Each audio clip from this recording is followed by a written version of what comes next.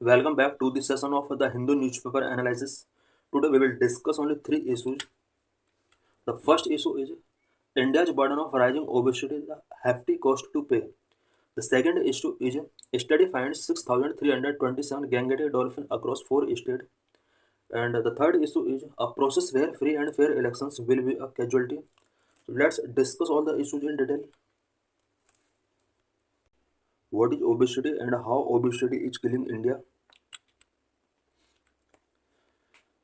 Recently, Lancet Commission has proposed a new definition and diagnostic framework for obesity, moving beyond the outdated reliance on body mass index. Recently, Lancet Commission ने obesity का definition and इसके diagnostic framework से related कुछ new provisions यहाँ पर propose किए हैं. अभी तक हम body mass index पर obesity को measurement करने के लिए इस पर हमारा reliance था.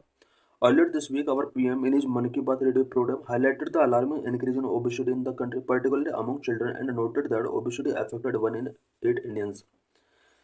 इस वीक के स्टार्टिंग में इंडियन प्राइम मिनिस्टर ने अपने मन की बात प्रोग्राम में ओबेसिटी कंट्री के अंदर किस तरह से इंक्रीज हो रहा है इससे रिलेटेड अलार्मिंग सिचुएशन को उन्होंने यहाँ पर शो किया था. चिल्ड्रन के अंदर ओबेसिटी की जो प्रॉब्लम है उसको इन्होंने शो किया था. 8 इंडियन में से 1 इंडियन ओबेसिटी की प्रॉब्लम से अफेक्टेड है. Mr. Modi urged people to reduce oil consumption by 10% each month and stressed that to build a healthy nation, obesity needed to be addressed.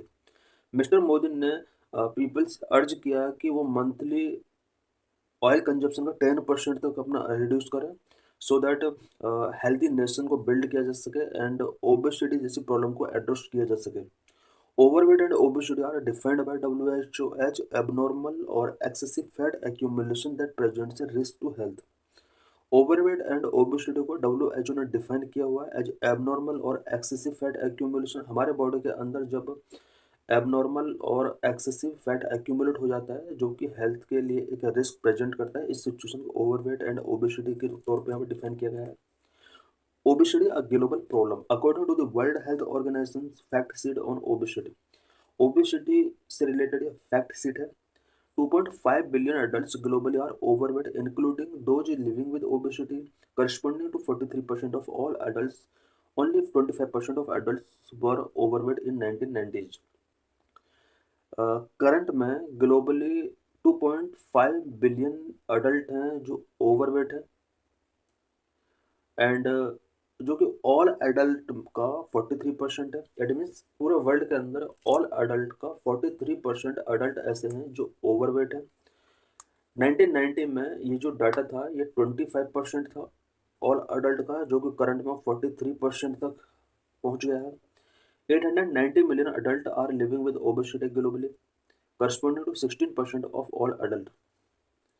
Globally अगर obesity data देखा जाए adult का तो 890 million, it means about 89 crore adult ऐसे हैं जो globally obesity facing कर रहे हैं, जो कि ओवरऑल अडल्ट का 16% है. इससे पहले ऊपर हमने जो डाटा देखा वो ओवरवेट का है, बट ये नीचे जो डाटा दिया हुआ है ये ओबेसिटी से रिलेटेड डाटा है. The prevalence of obesity among adult has doubled compare to 1990.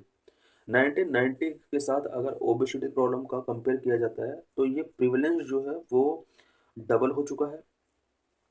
37 million children under the age of 5 years estimate to be overweight. 5 years से कम एज वाले चिल्ड्रन अबाउट 37 मिलियन ऐसे चिल्ड्रन हैं जो कि ओवरवेट जैसे problem face कर रहे हैं. About old definition and method. Old definition obesity and overweight का ओल्ड डेफिनेशन हुआ करता था वो क्या था और क्या मेथड था जिसके लिए new definition and diagnostic treatment यहाँ पर प्रपोज किए गए हैं. Obesity was defined as having a BMI greater than 30 globally और greater than 25 for Indians. Obesity को जो डिफाइन किया गया था पहले, अगर बॉडी मास इंडेक्स 30 से ग्रेटर है तो उस प्रॉब्लम को ओबेसिटी की प्रॉब्लम में काउंट किया जाता था और ये ग्लोबल डेफिनेशन है. बट इंडिया के लिए जो डेफिनेशन है BMI इंडेक्स अगर मोर देन 25 रहता है तो इस सिचुएशन को इंडिया के अंदर ओबेसिटी कहा जा सकता है. Overweight was defined at body mass index between 25 to 29.9 और 23 to 24.9 फॉर इंडियंस. ओवरवेट को अलग तरीके से डिफाइन किया है। ग्लोबली बॉडी मास इंडेक्स अगर 25 टू 29.9 के बीच होता है तो इस प्रॉब्लम को ओवरवेट प्रॉब्लम कहा जा सकता है। बट इंडिया में 23 टू 24.9 के बीच अगर बॉडी मास इंडेक्स रहता है तो इंडिया में उस प्रॉब्लम को ओवरवेट की कैटेगरी में रखा जा सकता है। BMI was calculated as weight divided by height square. किसी भी पर्सन के वेट को अगर डिवाइड किया जाता है उसके हाइट के स्क्वायर से, this is known as body mass index. Categorization relied solely on this ratio. Obesity और ओवरवेट का जो कैटेगराइजेशन किया जाता रहा है वो इसी रेशो के बेस पर किया जाता रहा है। New proposed definition: obesity is redefined as a chronic illness that alter organ function and can lead to serious health complications even in absence of other condition. Current में अब ओबेसिटी की definition change कर दिया गया है। It is a chronic illness that alter organ function. ये एक chronic illness है जो कि ऑर्गन फंक्शन को अल्टर कर सकता है एंड सीरियस हेल्थ कॉम्प्लिकेशंस को लीड कर सकता है। Special focus on risk assessment introduce the concept of preclinical obesity where excess body fat exists without current organ dysfunction, allowing for preventive interventions. New propose के अंदर यहाँ पर pre clinical obesity concept introduce किया गया है। About new proposed method, new proposed method जो है उसके बारे में कुछ इंपॉर्टेंट पॉइंट्स हैं। Multiple parameters for body size. BMI is now just one of several parameters including waist to hip ratio, waist to height ratio, waist circumference, advance to like DEXA scans which can also measure body fat index. अब यहाँ पर various parameter में से BMI एक single parameter है और various parameter सब क्या क्या होंगे वो यहाँ पर गिवन है। इशूज विद ओल्ड मेथड के साथ क्या इशूज थे जिसकी वजह से न्यू मेथड यहाँ पर लाना पड़ा। Number one, inaccurate diagnosis, did not focus on body fat distribution और muscle mass. Body fat distribution और मसल मास पर इसका फोकस नहीं था जो ओल्ड मेथड हुआ करता था। Number two, over and under diagnosis, high BMI in muscular individuals often misclassified as obesity, then individuals with excess fat went undiagnosed. Number three, ignored regional variations. Indians, for example, have higher body fat percent at lower BMI level, increasing their risk of conditions like diabetes. What is the scale of the problem? Problem का scale क्या है India के अंदर? Data from the National Family Health Survey reveals that obesity has been increasing across India over the years. Over the years, obesity का problem India के अंदर बढ़ रहा है। ये नेशनल फैमिली हेल्थ सर्वे का एक डाटा है। The percent of women who were overweight obese grew from 20.6% during National Family Health Survey 4 to 24% during National Family Health Survey 5. Overweight women का जो परसेंट है वो कंटिन्यू बढ़ रहा है। नेशनल फैमिली हेल्थ सर्वे 4 जो कि 2015-16 में कंडक्ट किया गया था उस टाइम पर 20.6% वुमेन ओवरवेट थी, जबकि 2019-21 में national family health survey 5 conduct किया जाता है। अब यहाँ पर ओवरवेट वुमेन का परसेंटेज 24% तक इंक्रीज हो गया। इट मीन्स करंट में 24% वुमेन ओवरवेट है इंडिया के अंदर। The percentage of overweight man increase from 18.9% to 22% during this period. इस पीरियड की अगर बात की जाए मैन के ओवरवेट के डाटा की तो ये data national family health survey 4 में 18.9% था, वहीं करंट में 22.9% तक मैन ओवरवेट हो चुके हैं। Urban numbers were significantly higher than rural numbers. Urban numbers overweight का बहुत ज़्यादा है अगर कंपेयर किया जाता है रूरल नंबर्स के साथ। A 2023 research paper in the Lancet Regional Health Southeast Asia that analyzed the National Family Health Survey 5 data found the prevalence of abdominal obesity in the country was 40% in women and 12% in men. Abdominal obesity की अगर बात की जाए तो 40% women abdominal obesity face कर रहे हैं, जबकि ओनली 12% मैन है जो एब्डोमिनल ओबेसिटी फेस कर रहे हैं। Childhood obesity is also an area of concern. The percentage of children under 5 who were overweight or rose from 2.1% to 3.4% from 15-16 to 19-21 as per National Family Health Survey data. Child obesity India के अंदर एक बहुत बड़ी problem है। 2015-16 में जहाँ 2.1% child overweight थे, obesity face कर रहे थे, वहीं 2019-21 में about 3.4% children overweight problem face कर रहे हैं। World Obesity Atlas 2022 estimate that India will have a child obesity prevalence of 10.81% among 5 to 9-year-old and 6.23% among 10 to 19-year-old by 2030।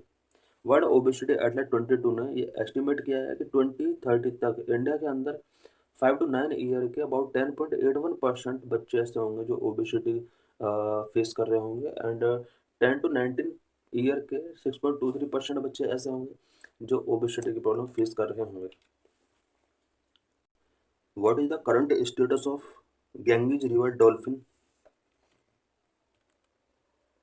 Study finds 6,327 Gangetic dolphin across 4 states. Why news? The first estimate of Gangetic dolphin, the only riverine dolphin in India, has found 6,327 of them in Ganga and its tributaries. Gangetic river dolphin का first estimate show कर रहा है कि गंगा और उसकी tributaries में about 6,327 dolphins available हैं। The highest number of dolphin were reported in UP followed by Bihar, West Bengal and Assam. सबसे ज़्यादा डॉल्फिन्स यूपी में रिपोर्ट की गई हैं, इसके बाद सेकंड नंबर पे Bihar, third number West Bengal and fourth number Assam. The first estimate of Gangetic dolphin in India has found 6,327 of them in Ganga and its tributary, 6,324 Gangetic river dolphin। Total number इसका यहाँ पर गिवन है। 3 इंडस रिवर डॉल्फिन 3000। अब ये किस तरह से इसको डिस्ट्रीब्यूट किया गया है? 3,275 मेन स्ट्रीम ऑफ गंगा के अंदर है, 2,114 गंगा के ट्राइब्यूटरीज के अंदर है, 584 ब्रह्मपुत्र मेन स्ट्रीम में है, 412 ब्रह्मपुत्र ट्राइब्यूटरीज के अंदर हैं, 100 विन ब्यास रिवर के अंदर हैं। Uttar Pradesh has the most dolphin followed by Bihar, West Bengal and Assam. The survey started in 2021 and covered 8,507 kilometre. 2021 में सर्वे को स्टार्ट किया गया था और इस सर्वे को कंडक्ट कराने के लिए अबाउट 8,507 किलोमीटर का डिस्टेंस कवर किया गया। Key points of the report. A press report by the Environment Ministry on 3 March, World Wildlife Day, said there were 6,324 Ganges river dolphin। Total यहाँ पर कितना डॉल्फिन एक्सपेक्ट किया गया उससे रिलेटेड ये पॉइंट्स दिए हुए हैं। 3 Indus river dolphin are related species। 3,275 dolphins in the main stream of Ganga, 2,114 in the Ganga tributaries, 584 in the Brahmaputra main stream, 412 in the Brahmaputra tributaries and 101 in Vyas river। ये किस zone में कितना dolphin available है उससे related ये data given है। About Ganga river dolphin, the Ganga river dolphin Platanista gangetica which also known as the tiger of Ganga was officially discovered in 1801। Ganga river dolphin जिसको tiger of Ganga के नाम से भी जाना जाता है, ऑफिशियली 1801 में इसको डिस्कवर किया गया था। साइंटिफिक नेम इसका प्लेटिनिस्टा गैंगेटिका है। Habitat, Ganges river dolphins historically distributed in major river systems of India, Nepal and Bangladesh. India, Nepal और बांग्लादेश में फ्लो होने वाले मेजर रिवर सिस्टम में इसका डिस्ट्रीब्यूशन है। Species recorded from the main stream of Ganga river followed by tributaries Ganga, Kosi, Gandak, Chambal, Rupnarayan and Yamuna. Dolphin की various species Ganga की main stream और इसकी जो ट्राइब्यूटरीज हैं वहाँ पर मिलती हैं। गंगा के tributaries such as Ghaghara, Kosi, Gandak, Chambal, Rupnarayan and Yamuna, यहाँ पर भी डॉल्फिन सफिशिएंट क्वांटिटी में मिल जाएंगे। Features, the Ganga river dolphin can only live in fresh water and these are blind. Dolphins blind होती हैं और फ्रेश वाटर में ही लिव कर सकते हैं। They hunt by emitting ultrasonic sound which strike with fish and other prey, enabling them to see an image in their mind। Dolphins ultrasonic sound release करती हैं जो कि फिश एंड अदर प्रो को strike करती हैं और इस strike की वजह से ये अपने माइंड में एक इमेज बना लेती हैं जिसके बाद ये हंटिंग करती हैं। They are frequently found alone और in small group and generally mother and calf travel together. Generally ये अलोन या फिर स्मॉल ग्रुप में मिल जाएंगे। Female size are larger than male and give birth once every 2 or 3 years to only 1 calf। Female size male size के compare में big होता है और 2 to 3 years में ओनली 1 calf को ही बर्थ गिविंग करती हैं। Being a mammal, the Ganga River dolphin cannot breathe in water and comes on surface every 30 to 120 second. Because dolphin एक ममल है और इस वजह से वाटर के अंदर ये ब्रीथिंग नहीं कर पाती है, 30 to 120 सेकेंड में इसको आउट ऑफ द सरफेस आना पड़ता है। Because of the sound it produce when breathing the animal is popularly refer to as susu. Because जिस टाइम पर ये ब्रीथिंग करती है उस टाइम पर एक साउंड ये जनरेट करती है, यही वजह है कि इस डॉल्फिन को सुसु बोलते हैं। इंपॉर्टेंस ऑफ डॉल्फिन, डॉल्फिन का क्या इंपॉर्टेंस है? Dolphin is a reliable indicator of the health of the entire river ecosystem. Entire river ecosystem की हेल्थ के लिए एक इंडिकेटर के तौर पर ये वर्क करता है। Indian government declared it the national aquatic animal in 2009 में इंडियन गवर्नमेंट ने इसको नेशनल एक्वेटिक एनिमल के तौर पर डिक्लेयर किया। It is also the state aquatic animal of Assam, Assam का भी ये स्टेट एक्वेटिक एनिमल है। Major threat to dolphin, dolphin के बिफोर क्या क्या थ्रेट हैं? Unintentional killing through entanglement in the fishing gear, fishing gear में एंटेंजलमेंट की वजह से इनका अनइंटेंशनल किलिंग हो रहा है। Number of poaching for dolphin oil use for medicinal purpose, medicinal purpose के लिए डॉल्फिन ऑयल का यूज किया जाता है और इसके लिए यहाँ पर पोचिंग इसका किया जा रहा है। Number 3, habitat destruction due to development project, development project की वजह से इसका हैबिटेट डिस्ट्रक्शन हुआ है। डेवलपमेंट प्रोजेक्ट में construction of barrage, high dams and embankment आ सकते हैं। पॉल्यूशन बहुत ज़्यादा बढ़ रहा है, पॉल्यूशन की वजह से भी इनका नंबर कम हो रहा है। Industrial waste and pesticides, municipal waste discharge and noise from vessel traffic, ये सब रीजन है जो कि डॉल्फिन के लिए थ्रेट क्रिएट करते हैं। Protection status of dolphin, Indian wild life protection है 1972 के इसको प्रोटेक्शन दी गई है शेड्यूल 1 के under.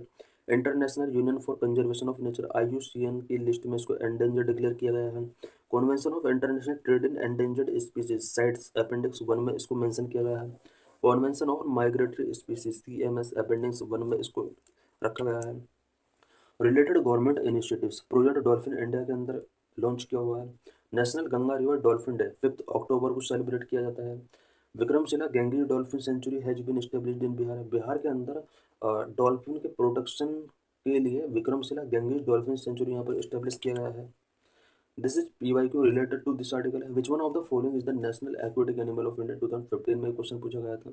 The correct answer is Gangetic dolphin. How current appointment procedure of chief election commissioners challenges to free and fair elections in India? The chief election commissioner and other election commissioners appointment condition of service and team of office bill 2023 was the first law enacted by parliament under article 324(5) of constitution. Chief election commissioner and other election commissioners appointment condition of service and term of office bill 2023 ये Indian parliament के द्वारा enact किया गया पहला law है जो कि chief election commissioner and other election commissioner के अपॉइंटमेंट से रिलेटेड प्रोसीजर को फिक्स करता है। कॉन्स्टिट्यूशन के आर्टिकल 324 के अंडर ये एक्ट पार्लियामेंट के द्वारा बनाया गया है। This law deal with the appointment of chief election commissioners and election commissioners, ये law chief election commissioner and other election commissioners का अपॉइंटमेंट कैसे किया जाएगा इससे रिलेटेड प्रोविजन प्रोवाइड करता है। This law was made in response to a supreme court order of March 2023 according to which the chief election commissioner and election commissioner should be appointed on the basis of a recommendation made by a high power committee comprising the PM, leader of opposition in the Lok Sabha and CJI। ये जो law made किया गया है वो 2023 में supreme court के एक order के बाद ये लॉ पार्लियामेंट के द्वारा इनेक्ट किया गया है। बिकॉज सुप्रीम कोर्ट ने मार्च 2023 में ये डिमांड किया था कि एक लॉ बनाया जाए जिसमें chief election commissioners and other election commissioners एक हाई पावर कमेटी जो कि prime minister, leader of opposition in Lok Sabha and CJI के द्वारा रिकमेंड किए गए मेंबर के थ्रू CEC एंड ECS का इलेक्शन किया जाए। इट मीन्स यहाँ पर सुप्रीम कोर्ट ने प्रपोज किया था कि एक हाई पावर्ड कमेटी होना चाहिए जिसमें PM, leader of opposition and CJI होने चाहिए और ये कमेटी रिकमेंड करेगी कि किस मेंबर को chief election commissioner and other election commissioners बनाया जाएगा। This was to be an entry measure until parliament made a law on the subject, जब तक पार्लियामेंट कोई लॉ नहीं बनाती तब तक के लिए सुप्रीम कोर्ट ने कहा था कि एक सिलेक्शन कमेटी होनी चाहिए। Old system of procedure. In the past, the chief election commissioner and other election commissioner were always appointed by the president of India on the recommendation of prime minister. Old procedure में chief election commissioners and other election commissioner का जो appointment किया जाता था वो president के द्वारा prime minister के रिकमेंडेशन पर किया जाता था. Old system affect the impartiality of Election Commission of India, which is constitutionally tied with conducting election in a free and fair election.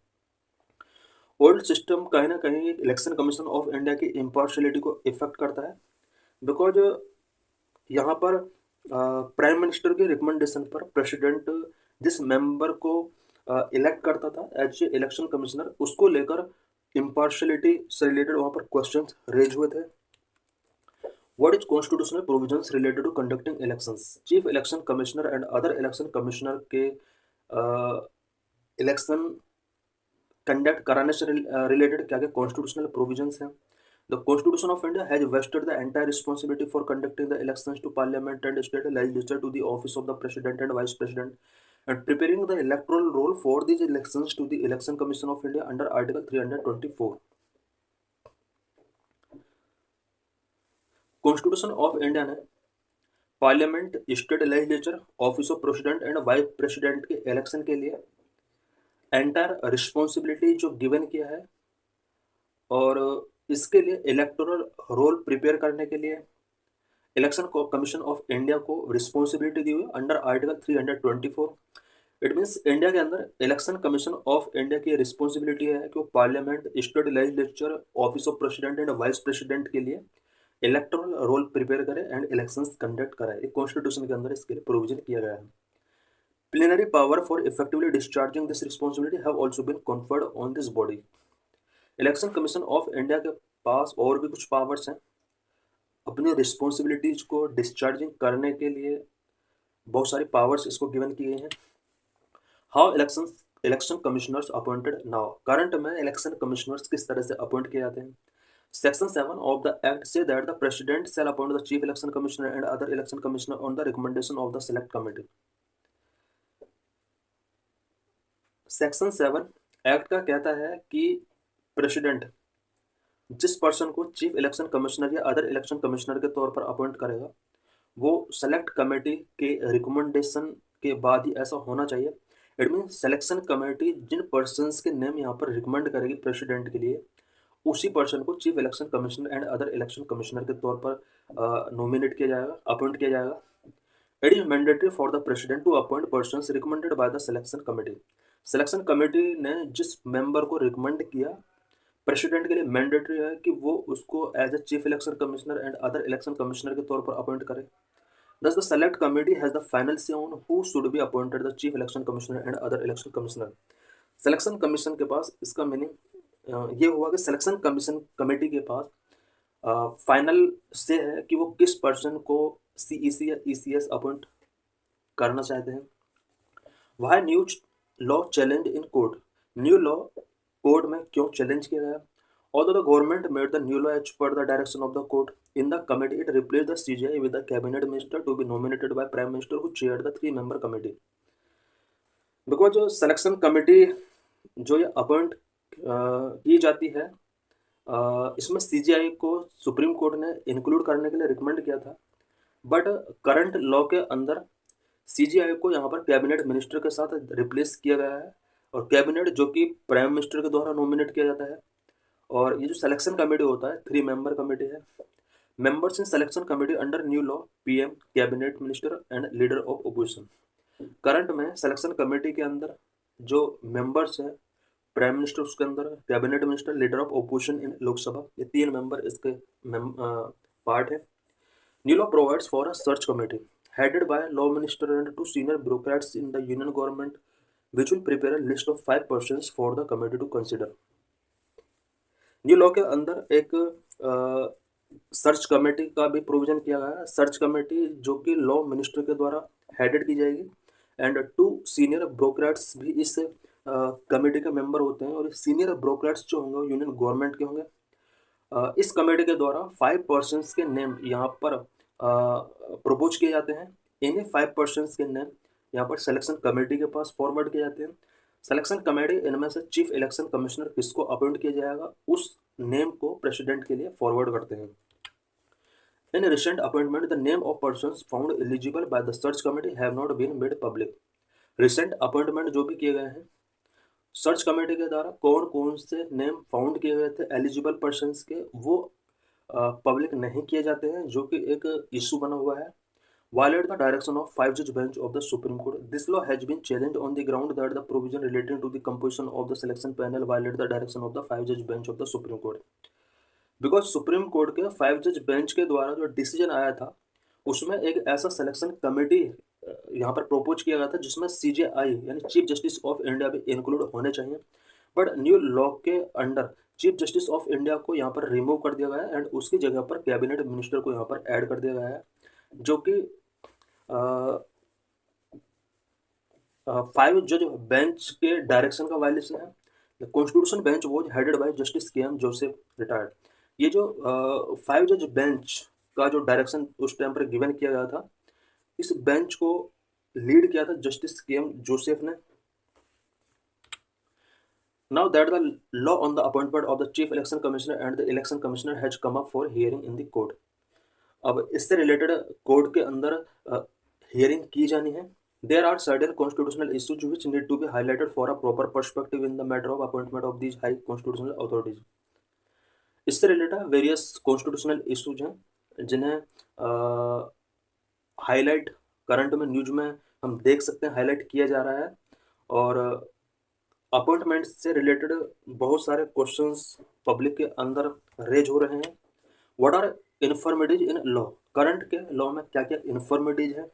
New law create a majority in favour of government. New law जो बनाया गया है ये majority of government के favour में है।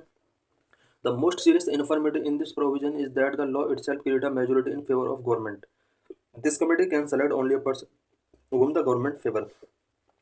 Because जो अभी न्यू लॉ के अंदर जो कमेटी है, इस कमेटी के जो मेंबर्स हैं ये गवर्नमेंट के फेवर में डिसीजन टेकिंग कर सकते हैं। बिकॉज इस कमेटी के अंदर prime minister and union cabinet minister जो हैं वो गवर्नमेंट का पार्ट होते हैं, जो कि मेजोरिटी मेकिंग करते हैं। और ये जो सिलेक्शन कमेटी है, सुप्रीम कोर्ट ने कहा था कि इस 3 मेंबर कमेटी के अंदर चीफ जस्टिस ऑफ इंडिया होना चाहिए, बट इसको रिमूव कर दिया गया है। Chairperson nominate one of the member. Because इस कमेटी का जो चेयरपर्सन प्राइम मिनिस्टर होते हैं उसको एक मेंबर को नॉमिनेट करने की पावर दी गई है। इट मीन्स प्राइम मिनिस्टर ऐसे मेंबर को अपॉइंट करेगा जो कि गवर्नमेंट का है। इस वजह से यहाँ पर गवर्नमेंट का मेजोरिटी इस कमेटी के अंदर शो होता है। Another serious informative is that the chairperson nominate one of the member, namely the cabinet minister। Cabinet minister का जो अपॉइंटमेंट करता है वो प्राइम मिनिस्टर को ये पावर मिला हुआ है इस न्यू एक्ट के अकॉर्डिंग, जो कि नहीं होना चाहिए था। So thanks for watching this.